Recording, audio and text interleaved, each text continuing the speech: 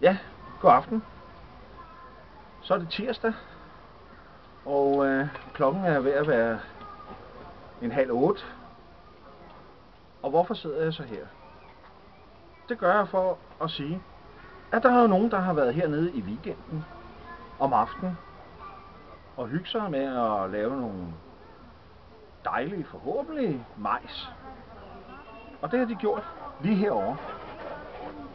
Men nu er det altså tirsdag, og man kan altså ikke finde ud af at rydde op. Og det er ærligt talt for dårligt. Og nogen vil måske sige, at det er svin, der har været her. Men der må jeg også sige, at det er en fornærmelse mod svin, som er et meget renligt dyr.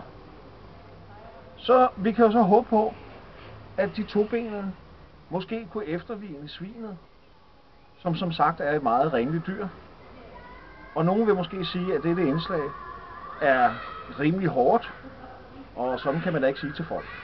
Men vi er jo mange, der er hernede og prøver på at gøre det pænt og dejligt, og det skulle det gerne være for alle.